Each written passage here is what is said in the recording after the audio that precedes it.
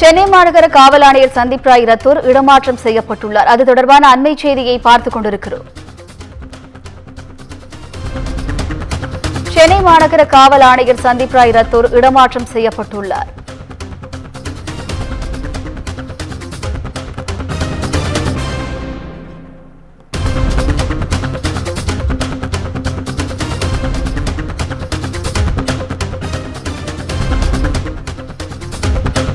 சென்னை மாநகர காவல் ஆணையர் சந்தீப் ராய் ரத்தோர் இடமாற்றம் செய்யப்பட்டுள்ளார். அது குறித்தான அண்மை செய்தியை தற்போது பார்த்துக் கொண்டிருக்கிறோம்.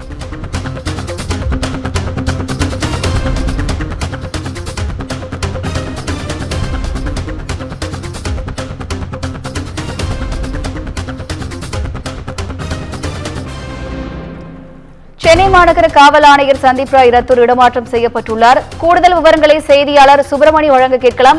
வணக்கம் சுப்பிரமணி, இதற்கு என்ன காரணம்? கூடுதல் விவரங்கள் என்ன பதிவு பண்ணுங்க. சென்னை காவல் ஆணையர் சந்தீப் ராய் ரத்தோரை இடமாற்றம் செய்து தமிழக அரசு உத்தரவிட்டிருக்கிறது.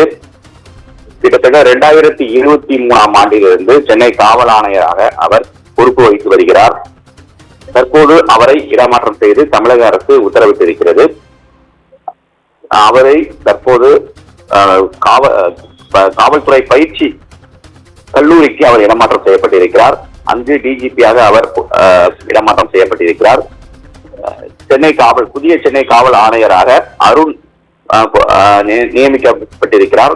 தமிழக காவல்துறை சட்டம் ஒழுங்கு கூடுதல் டிஜிபியாக இருக்கக்கூடிய அருண் சென்னை காவல் ஆணையராக இடமாற்றம் செய்யப்பட்டிருக்கிறார். அதே போல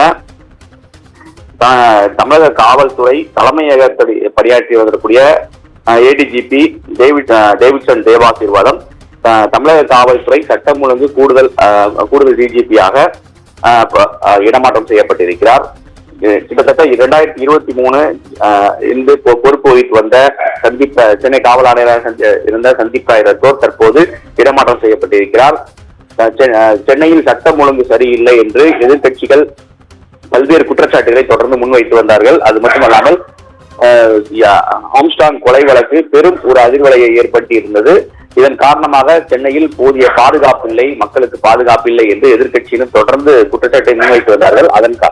அதன் காரணமாக சந்தீப் ராய் ரத்தோரை இடமாற்றம் செய்யப்பட்டிருப்பதாக தகவல்கள் வெளியாகி இருக்கிறது. அது மட்டுமல்லாமல் குறிப்பாக கிட்டத்தட்ட 1 வருடத்திற்கும் மேலாக அவர் சென்னை காவல் ஆணையராக அவர் பொறுப்பு வகித்து வந்தார். தற்போது அவரை இந்த குற்றச்சாட்டின் அடிப்படையில் இடமாற்றம் செய்து தமிழக அரசு உத்தரவிட்டிருக்கிறது.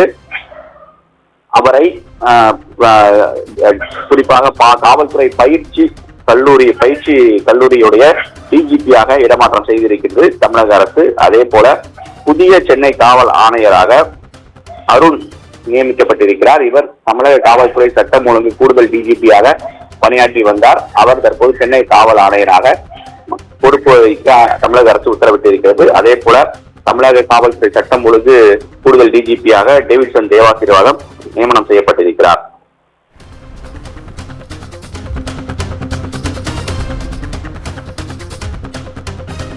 கூடுதல் விவரங்களுக்கு நன்றி சுப்பிரமணியன்.